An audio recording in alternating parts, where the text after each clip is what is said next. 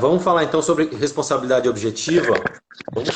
E gostaria que você começasse fazendo uma explanação sobre, sobre a tese que foi firmada pelo Supremo no tema 932 sobre responsabilidade objetiva, né? Que para a gente já era um tema tranquilo, relativamente tranquilo, pelo menos essa era a impressão que eu tinha, que eu sempre tive, né? Nos últimos 10, 12 anos, mas por incrível que pareça, o Supremo chegou no Supremo, né? Uma questão que assim é patente de responsabilidade objetiva, né? De acidente de trabalho envolvendo vigilante, que se eu não me engano, ele de vigilante era doença ocupacional, né? Doença ocupacional, acidente de trabalho, mas ainda assim chegou no Supremo e o Supremo decidiu recentemente sobre a matéria. Eu gostaria que você falasse e a gente debatesse, enfim, e a partir daí a gente tratasse alguma coisa sobre responsabilidade objetiva. Bacana, Vinícius. Então, eu peço desculpas a todos os seus alunos, os meus alunos, as pessoas que estão nos seguindo, pacientemente esperando as nossas ponderações. Ah, Contextualizando, nós sabemos que a Constituição Federal de 1988, lá no artigo 7º, 28, ela disse que a, a responsabilidade do empregador pelos danos decorrentes de acidente do trabalho, lato sensu, envolvendo o acidente, a doença ocupacional, ela seria subjetiva. Por quê? Porque o empregador só responderia por esses danos caso se demonstrasse o dolo ou culpa de sua parte, não é isso? Mas desde sempre, a doutrina, até mesmo no direito civil, já questionava se essa responsabilidade seria mesmo somente subjetiva ou se haveria casos, ainda que excepcionais, em que essa responsabilidade pudesse ser considerada objetiva. Quando do advento do Código Civil de 2002, e aí lá com o artigo 927, parágrafo único do Código Civil, nós sabemos que houve uma mudança bastante intensa na própria ordem civil, e lá mesmo já se ponderou que, embora a responsabilidade subjetiva fosse a regra, em casos excepcionais ela poderia ser objetiva, primeiro, quando houvesse previsão legal de que essa responsabilidade seria objetiva. Segundo, quando pela natureza da própria atividade econômica, ela pudesse implicar para as pessoas em geral um risco maior, um ônus maior, e, portanto, essa própria atividade por si mesma implicaria em maiores riscos ou em riscos mais intensos de acidente, de doenças ou de algum prejuízo às pessoas de ordem material ou moral. Quando veio a Emenda Constitucional 45 de 2004 e finalmente se decidiu lá no Supremo Tribunal Federal que a competência para as ações indenizatórias de acidente e doença do trabalho era induvidosamente da Justiça do Trabalho, é que começaram as ações trabalhistas indenizatórias desses danos invocar a responsabilização objetiva, principalmente com base no artigo 927, parágrafo único, dizendo que a atividade do empregador era uma atividade de risco. E aí teses e mais teses vieram a respeito disso. Lembro da tese do ministro Cláudio Brandão, que é uma tese muito, muito interessante. Ele tenta identificar quais são as atividades de risco acentuado. Porque, dizia ele, se a gente considerar todas as atividades como sendo de risco, isso faria com que todos os empregadores respondessem objetivamente. E então, somente nas de risco acentuado é que poderia essa responsabilidade ser objetivada. Houve vários questionamentos nos tribunais, no TST, até que esses casos chegaram ao Supremo Tribunal Federal, como o Vinícius já pontuou. Isso gerou, então, a perspectiva do tema 932, da possibilidade de responsabilidade objetiva do empregador, a despeito da regra clara, mais ou menos por dizer assim, do artigo 7º da Constituição. E o Supremo Tribunal Federal, então, como o Vinícius vai pontuar também, definiu no recurso extraordinário 828.040 a respeito dessa temática e fixou tese precedente, portanto, no sentido de que é sim compatível com o artigo 7º, 28 da Constituição, a regra do artigo 927, parágrafo único do Código Civil. O que implica dizer, Vinícius, que nós temos então que definir quais atividades podem ensejar responsabilidade objetiva do empregador, já que o Supremo disse que há compatibilidade entre essas duas normas. Ô Vinícius, eu vou devolver a palavra para você, para não virar monólogo, e aqui me ocorre uma situação que eu vou ter que brincar com vocês. Está parecendo que alguém está usando a TV e outra pessoa está usando o rádio. Então nós estamos fazendo aqui uma mistura de TV e rádio. Aqui é um rádio que só ouve, as pessoas só ouvem a voz, e aí em cima é uma TV. Bom, antes de eu fazer alguns apontamentos, eu quero aproveitar aqui para cumprimentar algumas pessoas que entraram, não dá para cumprimentar todos, mas faço questão de cumprimentar o colega Luciano Martinez, professor, doutrinador, que hoje eu tive o prazer de conhecê-lo enfim, por uma conversa via rede social, né? E o Caio, o nosso colega aqui da 10ª Vara de Campinas também, além de outros que estão nos acompanhando.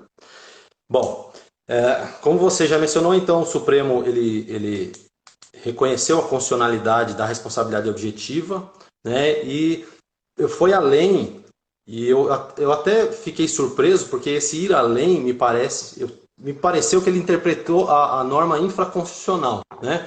Mas o fato é que ele tentou delimitar, na tese firmada, os parâmetros para a aplicação da responsabilidade objetiva, excepcionalmente à regra de responsabilidade subjetiva estabelecida na Constituição. E de acordo com o que a gente viu nos debates, né, do plenário, e também de acordo com o que consta da tese firmada, enfim, e seguindo a doutrina sobre a matéria, né, que me parece que também é relativamente tranquila, o Supremo estabeleceu que o empregador responde objetivamente quando a atividade normalmente por ele exercida expuser a vítima do dano a um risco habitualmente acentuado, né, acima do ordinário. Então tem que ser um risco habitualmente e tem que decorrer da atividade normalmente exercida pelo empregador. Isso foi ressaltado diversas vezes. Mas além né, desses dois pilares, de reconhecimento da responsabilidade objetiva, além da objetiva, além da subjetiva prevista na Constituição, e também dos parâmetros da aplicação da responsabilidade objetiva, outros aspectos do debate, especialmente da exposição pelo relator Alexandre de Moraes, pelo ministro Alexandre de Moraes, me chamaram a atenção e são importantes, né? Ainda que como obter dictum, mas são importantes para reforçar, né, alguns princípios do direito do trabalho que a gente precisa sempre destacar e sempre lembrar, né? O ministro Alexandre de Moraes, o ministro Barroso e o ministro Fachin, principalmente, eles destacaram mais de uma vez que o artigo 7º, né, ele estabelece um piso de direitos dos trabalhadores, né, e como a gente sabe, as normas infraconstitucionais elas podem complementar esse rol de direitos mínimos dos trabalhadores, inclusive no que se refere à responsabilidade civil. Então, de acordo com o entendimento consolidado, o legislador estabeleceu como mínimo a responsabilidade subjetiva, podendo o legislador infraconstitucional aumentar a proteção do trabalhador com a previsão, em determinadas hipóteses, da responsabilidade objetiva. Um outro ponto também que me chamou bastante atenção foi a utilização, né, ou a referência argumentativa à isonomia. A gente sempre, inclusive depois da reforma trabalhista, a gente sempre usou esse argumento como justificativa para refutar, inclusive, a tentativa de tabelamento das indenizações por danos morais na CLT, né? E a ideia de que um consumidor ou um terceiro qualquer poderia receber uma indenização de R$ 1 milhão, ao passo que um trabalhador poderia receber um valor inferior. E na lógica argumentativa adotada pelos ministros, seria contrária à lógica constitucional isonômica que um consumidor, um vizinho, enfim, né, um terceiro fosse protegido pela responsabilidade objetiva, ao passo que o trabalhador que se submete ao risco com maior frequência, com maior intensidade, somente tivesse a indenização em caso de responsabilidade subjetiva. Você quer fazer algum comentário, José Antônio? Bom, vamos para o rádio agora. Então agora passamos para o momento de rádio, tá? Vinícius, é isso mesmo. Então, o ministro Alexandre de Moraes, que é o relator designado, né, o relator originário era o ministro Marco Aurélio, que ficou vencido, felizmente, na decisão de plenária do Supremo Tribunal Federal. Então, ficou bem assentado que, em casos previstos em lei, e são vários, ou em casos em que a exposição habitual ao risco, de um risco especial, não um risco genérico, importar pela própria natureza da atividade econômica, que gera um potencial lesivo maior do que outras atividades e que proporciona, por sua vez, um ônus mais pesado, mais forte aos trabalhadores para demonstrar a culpa do empregador, nesses casos todos, então, nós podemos fixar a responsabilidade como sendo objetiva. E aí todos esses princípios que você evoca são fundamentais, fazem parte da fundamentação lá do Supremo Tribunal Federal. Eu não sou muito bom nessa questão de obter dictum, de precedente, de ratio decidendi, mas você acompanhou aí a live com o César Pritz e a gente tentou estabelecer a ratio decidendi de cada uma dessas decisões e para fixar o precedente. Então, se nós pudéssemos extrair um precedente aqui, com base em todos esses princípios que você já pontuou, é esse, de que não há nenhuma mácula da ordem constitucional o fato de haver fixação de responsabilizações objetivas do empregador por danos decorrentes de acidente ou doença do trabalho, nessas duas hipóteses, na hipótese de previsão legal expressa e na hipótese de risco acentuado que gera para o trabalhador um ônus muito maior do que o que normalmente se gera para outros trabalhadores. E nisso também vai o princípio da igualdade. Então, uma coisa é o trabalhador que foi vítima de acidente de trabalho, mas numa atividade que não tem risco exagerado. Outra coisa é o trabalhador ter que demonstrar dolo ou culpa do empregador numa atividade econômica em que, sabidamente, ela, por si só, pela sua própria natureza, gera maiores riscos do que outras. Exemplo clássico, atividade de transportes. E aí você traz muito bem o princípio da igualdade.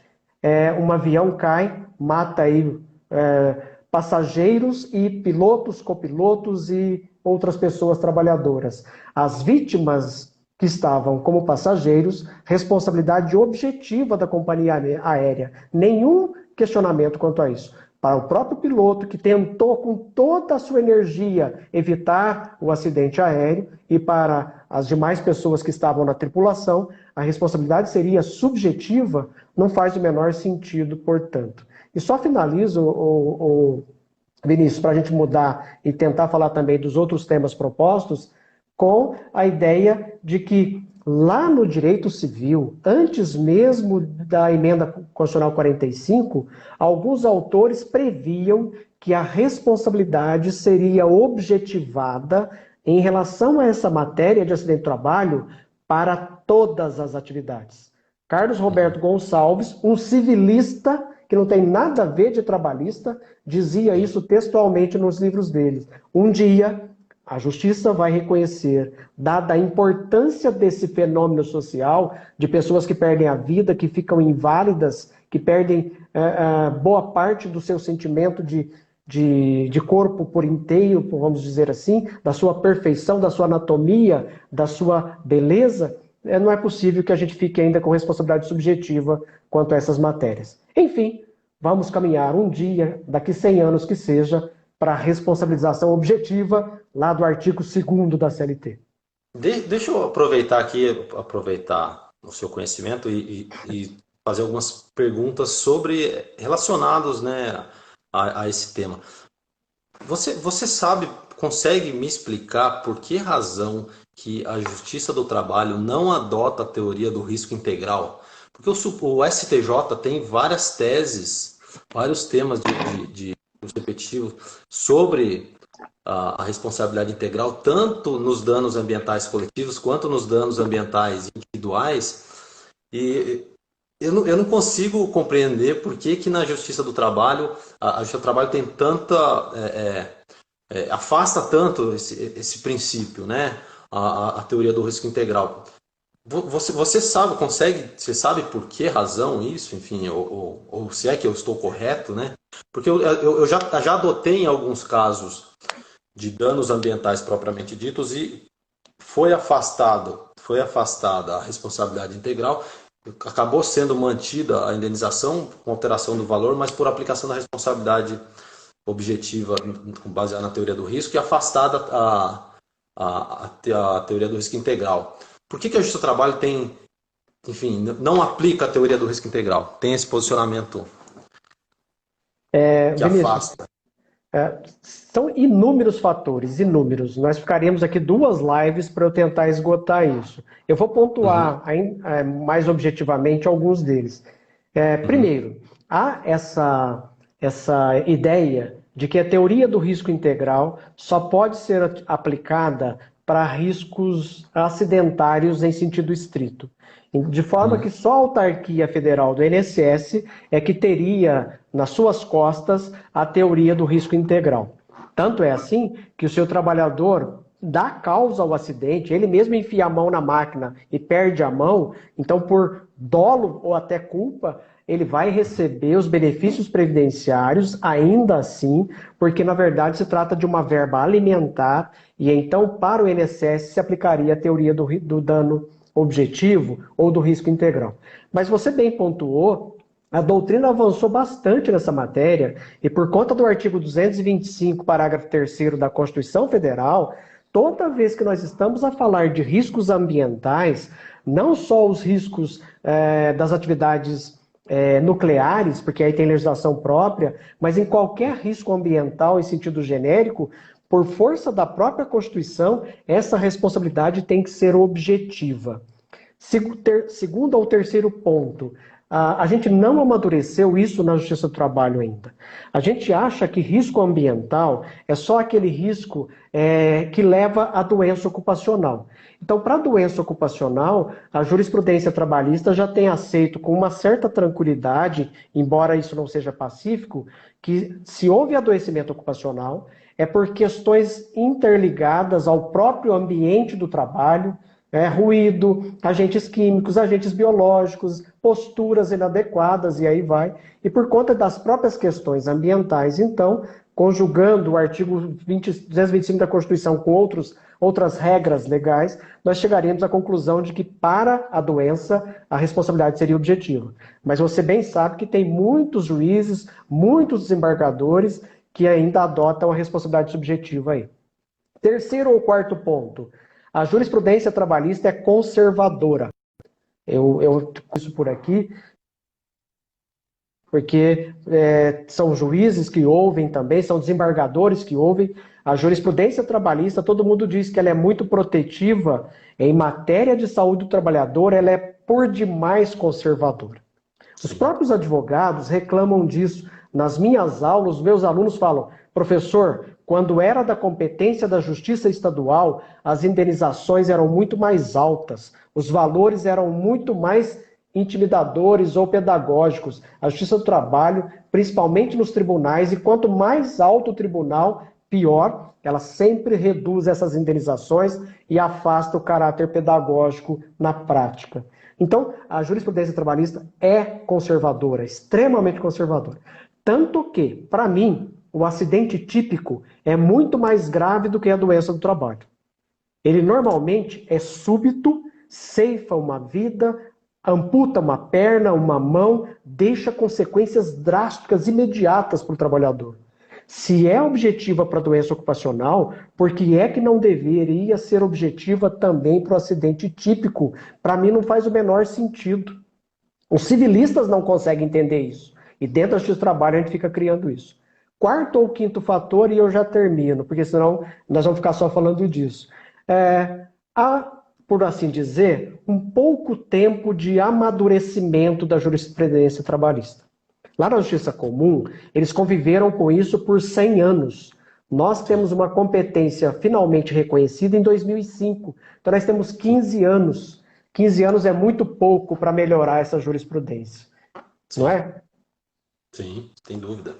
Sim, sem falar que muitos juízes, com o crescimento do seu trabalho, muitos juízes ingressaram depois disso, né? Uma boa parcela Exato. de nós entramos depois disso, com o crescimento do seu trabalho de 2005 para cá, após emenda constitucional 45.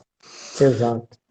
Bom, então vamos passar para outro tema? Vamos passar para o NTEP, Nexo Técnico Epidemiológico, que é um tema que, por incrível que pareça, eu ainda tenho a impressão que os advogados, tanto os advogados de reclamante quanto os advogados de empresas, mas extrajudicialmente, né, antes do ajuizamento da reclamação trabalhista, eles acabam explorando pouco essa impressão que eu tenho. Poucas petições iniciais indicam o nexo técnico epidemiológico, né? E quando falta o nexo técnico epidemiológico, é mais difícil de conceder uma tutela antecipada. E, por outro lado, muitas empresas deixam de recorrer administrativamente lá no INSS quando se reconhece o NTEP, né? E e acabam tendo as consequências do reconhecimento do nexo causal tanto para fins contratuais quanto para fins de responsabilidade civil, eventualmente numa reclamação trabalhista. E também fiquei surpreso também quando soube dessa decisão pelo Supremo, porque para mim eu nunca tinha cogitado na inconstitucionalidade da norma. E, enfim, eu gostaria então que você falasse um pouco para a gente sobre o NTEP, né? Mas antes de falar propriamente da decisão firmada pelo Supremo de reconhecimento da constitucionalidade da previsão, se você pudesse falar o que é o NTEP, qual que é a finalidade, de onde ele surgiu, enfim, quais foram as consequências da implementação na legislação previdenciária. Enfim, aí se você puder, a palavra é sua. Bacana. Então voltamos para o rádio. Agora, o professor José Antônio, no seu radinho de pilha aqui de Ribeirão Preto, vai falar um pouquinho sobre o NTEP. Benício, eu sei que não é tecnicamente correto, mas eu acabo chamando de NTEP. É NTEP, né? Nexo Técnico Epidemiológico Previdenciário. E é uma pena, eu vou abrir um parênteses para fazer uma merchandising aqui, uma propaganda. Benício, eu tinha separado meu livro de flexibilização da jornada de trabalho, onde eu faço esse profundo estudo do NTEP nas doenças ocupacionais, para mostrar aqui, vou mostrar a capinha, e não vou poder mostrar a capinha. Faz o seguinte, Faz o seguinte, tira uma foto, pede para alguém tirar uma foto, me manda no WhatsApp, a gente manda aqui minha tela do computador. Beleza, eu vou pedir então para minha esposa vir aqui, tirar uma fotinha e te mandar por WhatsApp. E olha, eu, sem falsa modéstia, fui um dos primeiros a estudar no direito do trabalho, no processo de trabalho, os efeitos do nexo técnico. Nós sabemos que é uma ferramenta criada a partir de toda uma luta de um grande engenheiro do trabalho, que é professor da UNB, chamado Paulo Rogério. O Paulo Rogério estudou tanto essas ferramentas, tanto uma técnica, uma forma de melhorar a verificação das doenças do trabalho, porque nós sabemos que existia e ainda existe uma fortíssima subnotificação de doenças do trabalho. Né? Ainda hoje as estatísticas dão conta de que mais ou menos 20 mil, pouco mais de 20 mil doenças do trabalho são notificadas por CAT ao órgão competente. E nós sabemos, a Justiça do Trabalho está abarrotada de processos, nós sabemos que na Justiça do Trabalho tem muito mais processos que envolvem adoecimentos ocupacionais do que acidentes típicos. E aí, quando a gente vai para o Anuário Estatístico da Previdência, a gente fica chocado. 700 mil acidentes do trabalho, mas só 20 mil doenças notificadas. Tem alguma coisa errada aí. Isso é um sinal claro de subnotificação. Então, o Paulo Rogério, estudando isso, escreveu a tese de doutorado dele, que foi defendida na UNB, e ela trazia exatamente essa ferramenta. E depois, no antigo Ministério do Trabalho e Emprego, ele desempenhou uma luta ferrenha para que fosse aprovada essa ferramenta, e finalmente ela foi aprovada por lei, por decreto, com acréscimo no decreto 3.048, que regulamenta a lei do 8.213, a lei de Previdência, e se tornou uma realidade. Então, como essa ferramenta funciona em linhas gerais? Olha, nós fazemos uso da epidemiologia. Nós estamos vendo agora com a Covid-19 o tanto que a epidemiologia é importante. Nós precisamos saber aonde tem mais incidência de Covid-19, por que naquele local tem mais incidência, como combater a Covid-19 naquele lugar. É preciso isolamento? É preciso lockdown? O que fazer nessa comunidade? Então, a incidência de Covid, a causa dessa Covid vai ser investigada por epidemiologistas. São eles que estão à frente de todas as técnicas, de todas as ciências, de tudo que pode ser melhorado para não haver mais a doença, para minimizar a doença. E então, doença do trabalho é doença. Adoece, mata, incapacita. Ela também tem que ser investigada. Não havia uma ferramenta, criou-se o NETEP. O NETEP parte, então, de duas premissas. CNAE e CID. Classificação Nacional da Atividade Econômica e Código Internacional de Doenças. A gente vai estudar, fazer uma análise estatística e verificar em determinada atividade econômica a incidência de Ler-Dort, de dorsalgias, de síndrome do túnel do carpo, de qualquer outra IT da vida, bursite de ombro e tantas outras, a incidência ali, naquela atividade econômica, é tão maior do que na atividade em geral, é tão maior do que a média das outras empresas, que alguma coisa está errada. Alguma coisa do ambiente de trabalho, como você bem pontuava, está contribuindo para esse alto índice de doenças naquele local. Por isso, então, nós partimos da premissa de que se aquela atividade apresenta uma incidência infinitamente maior de determinadas doenças, a gente passa a presumir que o trabalho, de alguma forma, contribuiu para aquele adoecimento. A gente estabelece, então, um nexo causal presumido, não é presumido de forma absoluta, é presumido de forma relativa, mas estabelece um nexo causal presumido para a gente melhorar as estatísticas de adoecimentos, melhorar a prevenção dessas doenças e ajudar as próprias empresas a prevenir essas doenças. Porque isso gera custo, isso gera prejuízo. A empresa capacita o trabalhador e, de repente, vários trabalhadores da sua linha de montagem estão adoecendo, faltando, se ausentando, saindo do trabalho. Isso não é bom para a empresa, não é bom para o país, não é bom para ninguém e muito menos para o trabalhador.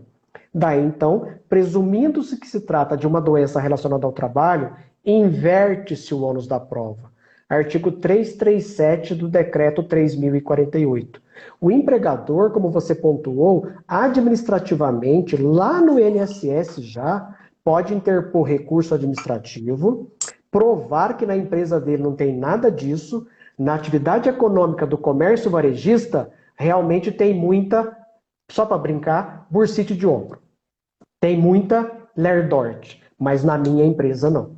Na minha empresa a gente faz toda a prevenção, a gente faz pausas, a gente faz momentos de repouso, a gente não tem uma ritmicidade acelerada. Se o empregador provar isso, o próprio perito do INSS vai afastar o NETEP, vai tirar o NETEP. É que muitas empresas, só para terminar esse raciocínio, muitas empresas acham que no INSS não vai dar nada. Lá pode deixar rolar, porque ela não vai ter custo nenhum. Só que depois o trabalhador, se o advogado estudasse, lesse os livros do professor Zé Antônio, assistisse às lives do Vinícius, eles saberiam que é uma ferramenta extraordinária, que ele pode buscar lá no INSS e trazer para a ação trabalhista, não é isso? Sim. E você sabe, eu não sei se, eu acredito que você também já tenha se deparado com situações semelhantes, mas eu já joguei casos em que a empresa emitiu a CAT, tá? Emitiu a CAT, ela agiu corretamente, ela emitiu a CAT, mas ela, acreditando que pudesse afastar o Next, ela recorreu administrativamente e conseguiu afastar o NTEP, né? Então ela agiu corretamente desde o início, mas ela exerceu o direito contraditório dela, o direito de defesa administrativa, foi lá, conseguiu derrubar, e eu lembro quando o reclamante propôs a reclamação trabalhista em um desses casos, ele juntou a CAT, né? Exato. Aí a empresa falou assim, bem, a gente juntou a CAT por obrigação legal, mas o INSS, em que pese a legislação presuma a existência do nexo por conta do nexo técnico epidemiológico, nós Uhum. conseguimos refutar essa presunção administrativamente.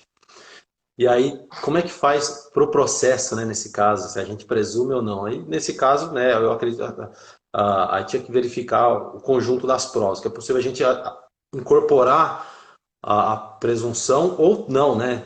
Entender que esse afastamento administrativo da presunção também deve ser inserido na dinâmica do processo de trabalho.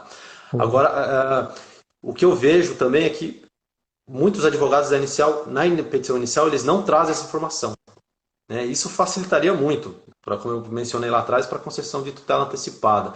E é tão fácil, né? É relativamente fácil de constatar isso nos anexos do decreto, e tem muita gente que não conhece, né? Que não Uhum. sabe que existe essa previsão legal que acarreta, que traz uma presunção relativa do direito previdenciário para o direito do trabalho, né? Para a responsabilidade civil na seara trabalhista também. Uhum. E, bom, mas continuando ainda no NTEP, o Supremo Tribunal Federal ele declarou constitucional, não é isso? Exato. Antes de tratar da constitucionalidade, ô Vinícius, eu não sei quanto tempo a gente tem ainda. Nós É... temos 20, Oi? nós temos 25 ainda. 25? Ah, não, então estamos tranquilos. Tem tempo. É, antes de tratar da decisão do Supremo Tribunal Federal em si, eu queria reforçar ainda a utilidade dessa ferramenta, que foi então agora declarada constitucional pelo Supremo, então sem chororô. É, e o advogado pode, então, ainda que a empresa não tenha sido, como que eu diria, que ela não tenha sofrido essa consequência em nível administrativo, lá no INSS, dito de outra maneira. O perito do INSS não estabeleceu o NETEP, então lá não teve discussão nenhuma a respeito. Se o advogado trabalhista estudar essa matéria, ler o livro do Paulo Rogério, ler o meu livro, ler outros livros, ele poderá, a despeito de não ter havido reconhecimento do NETEP na Previdência, trazer essa discussão na sua ação indenizatória trabalhista.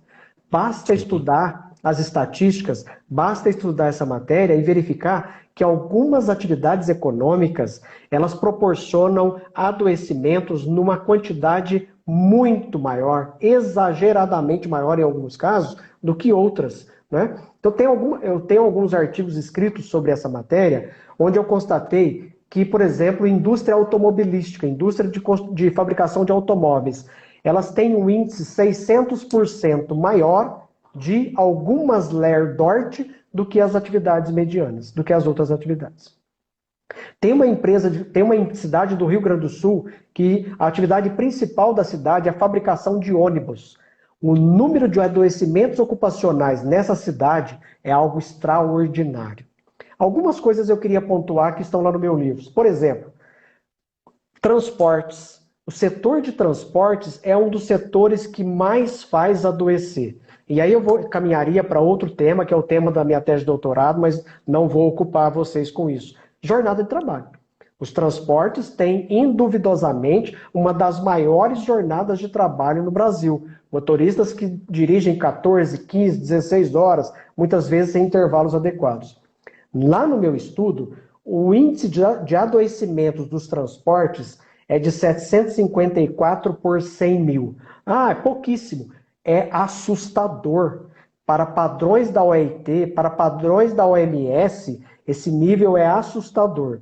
Acompanhe nas notícias de jornal sobre Covid-19, os números corretos, as estatísticas corretas, elas sempre levam em conta 100 mil habitantes, 100 mil trabalhadores. Então, se você vê alguma coisa diferente disso, duvide. Toda vez que alguém fizer a divisão proporcional por 100 mil, esse é o padrão correto da OMS, da OIT e de outros. Vejam, a administração pública, o índice dela é de 194, dos transportes, 754. Os transportes adoecem 4 vezes mais do que a administração pública. Se você pegar outras atividades, como, por exemplo, frigoríficos, eu costumo dizer em aulas, eu não posso dizer em live, mas em aula eu costumo dizer que alguns frigoríficos são máquinas de moer gente. Eu não vou dizer isso em live. Só falo em aula para os meus alunos, para eles entenderem. O índice de adoecimento de frigoríficos de aves e suínos, principalmente de aves, é absurdo. E eu fiz, para terminar essa parte, Vinícius, um estudo das 25 cidades que tiveram a maior quantidade de NETEP reconhecido em 2008, assim que saiu a ferramenta. 20 cidades que tiveram mais de 1.000 casos, me chamou a atenção que Blumenau aparecia em 4º lugar, muito à frente de inúmeras capitais. O que tinha em Blumenau? Indústria da confecção. É a capital da indústria da confecção brasileira. O índice de Blumenau é de 2.723 por 100 mil. Aí, em 8º lugar, apareceu Chapecó. O que tem Chapecó? É a capital da agroindústria, é a capital da indústria frigorífica. O índice de Chapecó é de 2.856 por 100 mil. Erechim, que tem a grande fábrica de ônibus, 4.087 por 100 mil. Nuporanga, uma cidadezinha de 12 mil habitantes aqui perto, e eu era juiz na jurisdição de Orlândia, 4.739 por 100 mil habitantes. Assustador. Em Orlândia Orlândia é por conta do corte de cana? Orlândia, Morro Agudo era só corte de cana, não Sim. É mais, agora está tudo mecanizado. Mas em Nuporanga, que é uma pequena cidade da jurisdição de Orlândia, que tinha na época 12 mil habitantes, ela tinha 70% da mão de obra da cidade empregada num grande frigorífico de lá. E o índice de adoecimentos desse frigorífico era assustador. Pelos meus cálculos e as minhas análises, submetidas à análise da banca de doutorado da Espanha, o índice de Nuporanga foi o mais alto que eu encontrei, de 4.739 por 100 mil. Só para você ter uma ideia, o índice de São Paulo é de 325 por 100 mil, lá de 4.700, algumas vezes mais. Né? É muito, é assustador. Então, algumas atividades econômicas adoecem muito mais, mas muito mais do que outras. E o advogado trabalhista precisa conhecer isso, precisa saber, quando ele levar uma ação trabalhista de indenização de danos de doença ocupacional, se ele conseguir provar que a atividade econômica daquela empresa, da empregadora, está nesse número acentuado de NETEP, ele já está um passo à frente do advogado que não estuda essa matéria. Sim. Só reforçando aqui, fizeram duas observações ou perguntas, no sentido de que a presunção ela é relativa, e de fato é relativa, né? Essa presunção gerada pelo nexo técnico epidemiológico, ela é relativa tanto lá no âmbito administrativo quanto no âmbito judicial, no âmbito trabalhista. Então, se o advogado trabalhista, se o reclamante, ele traz essa informação para o juiz, mas a perícia, ela refuta, ela convence o juiz suficientemente de que não há nexo causal, apesar daquela presunção relativa inicialmente informada, né, muito provavelmente o juiz vai seguir a prova pericial e vai afastar o nexo, né, e vai julgar improcedente o pedido indenizatório. E teve uma outra pergunta também relacionada ao tema. Lembrei aqui quem foi. Foi foi aqui, a doutora Arani. A doutora Arani, ela perguntou se a decisão administrativa vincula a seara judicial. Não, né? Aí a autonomia plena, independentemente de lá se reconhecer o nexo técnico epidemiológico ou de lá se afastar, né? Aí isso não vincula, nem a perícia de lá vincula. Né? Tanto é assim que é possível que seja deferido o auxílio-doença previdenciário, meramente previdenciário, típico, lá administrativamente, e no momento posterior, judicialmente, na Justiça do Trabalho, se reconheça o nexo causal e, enfim, se reconheça a estabilidade, se condene a pagamento de fundo de garantia e, se for o caso, se houver todos os pressupostos da responsabilidade civil, também se condene a pagar as indenizações cabíveis. Bom, deixa eu aproveitar aqui a oportunidade, antes da gente passar para o último ponto, para o último tema, fazer mais alguns cumprimentos. O Dr. Lael Rodrigues, que é procurador federal aqui de Campinas e professor de Direito Previdenciário, uma responsabilidade grande, a gente falando de nexo técnico epidemiológico e tendo o Dr. Lael aqui nos ouvindo. O Dr. Leonardo Aragão, que é um advogado aqui da região também. O Maurício, né, o Maurício Gasparini, que está aqui comigo no Hierarquia Dinâmica. E minha tia Ivani, que também acompanha várias lives, fica corujando, enfim, e todos que estão nos acompanhando. Então, José Antônio, vamos passar então para o nosso terceiro tema. Aliás, antes disso, você tem mais alguma observação, alguma colocação que você queira fazer sobre o NTEP, o NETEP? Apenas que não há mais dúvida, então. O Supremo disse que a ferramenta é plenamente constitucional.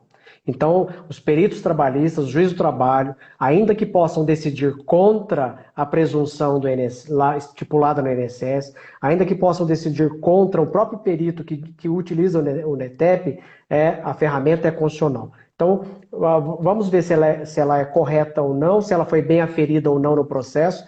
E reforçando, Vinícius, uma coisa é nexo causal, outra coisa é culpa e dolo. Então, os advogados ficam apavorados. Sim. Os advogados ficam apavorados. Nossa, já deu NETEP, eu perdi. Perdeu não. Perdeu não. Primeiro que a presunção é relativa, você pode derrubar. Segundo, que ainda que haja nexo causal, a responsabilidade sendo subjetiva, ainda há de se provar dolo ou culpa, tá bom? E aí, então, eu acho que a gente pode passar para o último tema mesmo. Deixa eu só reforçar isso, porque eu queria mesmo pontuar e eu fiz questão de pontuar isso na live anterior e eu vou reforçar isso de novo. O que você falou, nexo causal não se confunde com culpa, né? E o nexo causal para fins previdenciários ele é mais amplo do que o nexo causal para fins de responsabilidade civil. Tanto é assim que, enfim, caso fortuito, força maior e o fato de terceiro são cobertos pela Seguridade Social, pela Previdência Social, mas não podem não acarretar responsabilização civil, como, por exemplo, um acidente de trajeto. Né? Um acidente de trajeto ele pode ser, ele é tido como acidente por equiparação, mas, em regra, ele não acarreta responsabilidade civil. E pode ser que um acidente do trabalho não acarrete a indenização, né, o dever de indenizar, porque não há culpa nas hipóteses de responsabilidade subjetiva. Bom, então aqui passando agora para o nosso terceiro ponto, que não é menos importante que os outros dois, mas já vem sendo debatido bastante, né, reiteradamente por vários doutrinadores, enfim, vários colegas, é sobre o artigo 29 da medida provisória 927, né, que ele previa que a Covid-19 não era considerada doença ocupacional, exceto se comprovado o nexo causal. E num primeiro momento, né, eu confesso que no primeiro momento a interpretação que eu fiz dessa norma é que ela equivalia ao artigo 21 e, enfim, o dispositivo da lei 8.213 que fala sobre doenças endêmicas. Eu fazia interpretação conjunta e para mim era a mesma coisa, vamos dizer assim, né? O resultado interpretativo era o mesmo, mas diante da divergência, da dúvida, enfim, de posicionamentos contrários, eu acabei, e depois da decisão do Supremo, eu acabei declinando, né? Assim, assimilei que de fato, se não era diferente, se não eram diferentes os dispositivos, que ao menos corria-se o risco de que muitos juízes, enfim, muita gente interpretasse de modo diverso, e só essa possibilidade para mim já era um risco grande, né? Então, assim, me parece que o posicionamento do Supremo nesse caso me parece que foi positiva. Então, eu gostaria que você falasse um pouco sobre a decisão do Supremo, mas antes eu quero fazer um cumprimento aqui. Quero aproveitar rapidamente, cumprimentar a Carol Hirata, procuradora do trabalho aqui de Campinas, que fez uma live com a gente. Enfim, super atuante, professora, ótima professora, super atuante. Bom, José Antônio, se você puder nos brindar com mais um pouco da sua aula sobre o artigo 29 que foi suspenso, que teve eficácia suspensa pelo Supremo. Bacana. Então voltamos para o rádio. Um grande abraço para todos, para a Carolina, que é uma excepcional procuradora e uma excepcional palestrante e professora, para o procurador federal, me parece que você referiu, né? Isso, Lael Rodrigues. Um grande abraço e me desculpe qualquer equívoco que eu tenha cometido por aqui, né? A gente apenas arranha as questões previdenciárias porque são importantes para as nossas teses aqui. Vinícius, eu me permito aqui ser bastante presunçoso. Desde o início eu tinha percebido, ao contrário de vários colegas, e acho legal você reconhecer isso, você lembra das nossas discussões lá no Ágora, né? E aí eu sempre pontuando, gente, não é a mesma coisa, são normas absolutamente distintas. Então, o artigo 29 da MP 927, ele excluiu a prioristicamente a possibilidade de haver nexo causal entre a Covid-19 e o trabalho prestado em qualquer atividade econômica, inclusive nas atividades de risco acentuado, inclusive nas atividades essenciais. E muitos diziam, mas isso já estava no artigo 20, parágrafo 1º, a linha D da Lei 8.213. Não estava, não é a mesma coisa de forma alguma.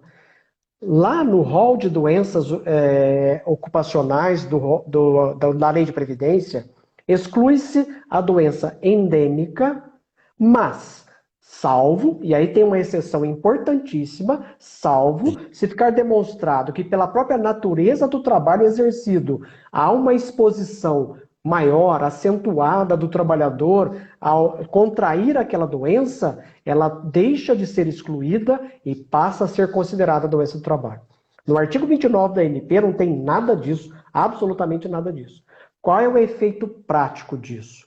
Para a MP, nunca se pode presumir o nexo causal. Mesmo que seja um médico, mesmo que seja um enfermeiro, na linha de frente do hospital.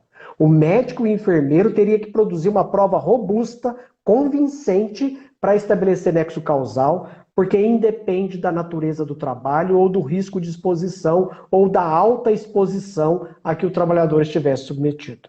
Não é isso? Isso é perverso.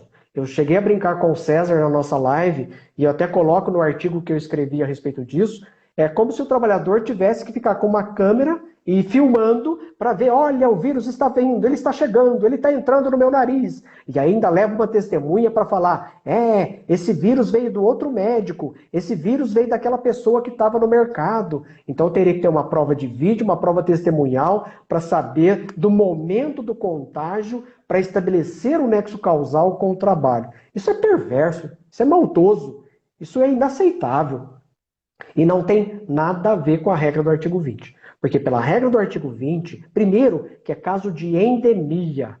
E aí eu teria que ter um tempo maior para explicar que uma coisa é surto, uma coisa é endemia, uma coisa é pandemia e outra coisa é a própria hipótese lá do artigo 20 da doença, fugiu agora a expressão?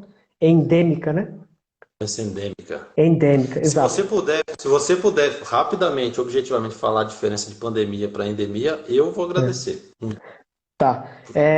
Olha, o surto e epidemia e pandemia dizem respeito ao espaço geográfico em que a doença ocorre.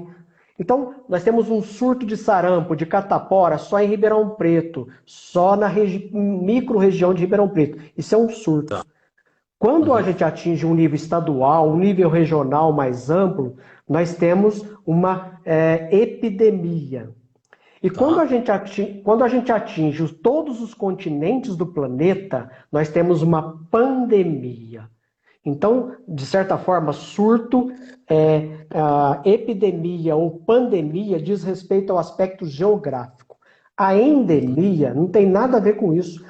Eu corro isso, está falando grande bobagem. Temos um procurador federal, uma procuradora do trabalho nos ouvindo, mas até onde eu estudei e pesquisei, a endemia diz respeito muito mais à alta incidência daquela doença e por um tempo longo, ou dito de outra maneira, com durabilidade, durando um certo espaço de tempo.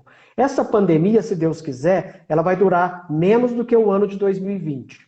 Mas uma endemia, ela dura anos, dura décadas. Quais são os exemplos clássicos de endemia no Brasil? A febre amarela na região norte e alguns espaços do Nordeste, e especialmente fugiu agora? Lá da região amazônica. Da região amazônica nós temos... Oi? Norte, Nordeste, Centro-Oeste. Norte, Nordeste, Centro-Oeste, a febre amarela, mas o mais clássico de todos, que é lá da região amazônica, que é a... Malária. Malária, obrigado. Malária. A malária. Então, malária e febre amarela são exemplos de endemias, porque são doenças de uma determinada região, que pode ser um surto, pode ser uma epidemia, dependendo do espaço geográfico, mas que é duradouro no tempo, permanece. Anos e anos existe essa endemia. Então, por existir anos e anos, presume-se que a endemia não tem nada a ver com o trabalho. Mas se o trabalhador estiver exposto mais do que outros a essa doença, porque ele é um pesquisador da malária, porque ele está descobrindo alguma vacina, porque ele está fazendo uma análise epidemiológica da malária, pela própria natureza do trabalho, pela sua maior exposição, ela passa a ser doença do trabalho presumida, afasta-se a endemia. É isso. Aqui é interessante que são duas etapas, né? Primeiro você verifica se tem a exposição. Tendo a exposição, gera uma presunção, né? Exato. É interessante fazer esse raciocínio lógico. Só quando eu... É que, na verdade, eu interpretava o artigo 29 no sentido de que se ficar demonstrado por indício, por provas circunstanciais, a exposição, era possível a gente se convencer pelas regras ordinárias, enfim, considerando aquilo que ordinariamente acontece, inverter o ônus da prova. Seria esse raciocínio também. Mas, enfim, vamos lá que nós temos 3 minutos. Se você puder concluir, para a gente finalizar.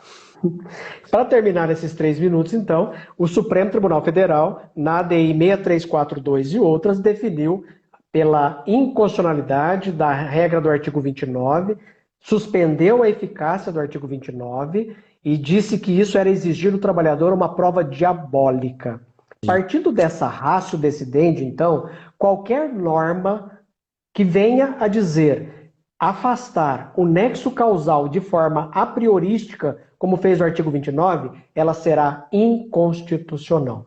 Até porque hoje nós temos inúmeros casos de presunção de nexo causal. E esses casos de presunção de nexo causal podem ser estipulados, inclusive pela jurisprudência, inclusive por ferramentas como o NETEP. Então, o legislador não anda bem quando ele quer excluir nexo causal de forma afobada, pensando que está protegendo as empresas e, na verdade, não está. Tanto que a própria Fiesp não foi contrária à decisão do Supremo Tribunal Federal. Ela emitiu uma nota alertando os seus empresários para tomarem cuidado, porque pode o juiz do trabalho reconhecer o nexo causal, inclusive utilizando o Instituto da Concausa, que não vai dar tempo da gente falar. Bom, eu não sei se eu já me despeço. Vamos se despedir. Se você quiser, a palavra é sua e eu, na sequência, eu finalizo aqui. Bom, mas eu vou então me despedir e passo a palavra para você. Bom, gente, eu quero agradecer mais uma vez o José Antônio participando aqui via rádio com a gente, né, via fumaça.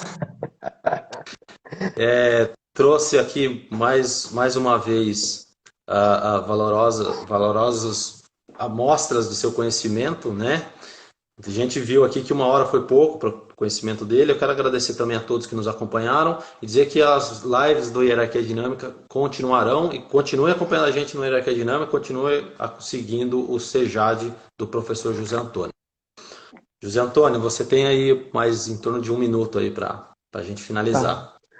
Bom, Vinícius Taveira, muito obrigado por me convidar de novo para participar da sua live aí no Hierarquia Dinâmica. Eu tenho acompanhado ótimas lives por aí. Uma pena que realmente eu tive que fazer via rádio. Peço desculpas a você, peço desculpas a todos que nos seguiram. Agradeço imensamente a todos que tiveram a paciência de nos acompanhar até essa hora. Eu vi aqui mais ou menos 60 pessoas o tempo todo aí com a gente. Muitíssimo obrigado. Espero que numa outra oportunidade eu possa fazê-lo com som e imagem. Muito obrigado e um grande abraço a todos. Forte abraço, José Antônio. Me manda as fotos dos seus livros para eu postar. Tá. Para eu postar no Instagram, tá bom? Perfeito. Gente, muito obrigado. Obrigado pela paciência aí, apesar dos percalços tecnológicos. A gente conseguiu finalizar, tá bom? Muito obrigado. Até mais. Tchau a todos. Tchau, José Antônio. Muito obrigado. Tchau, tchau. Até mais.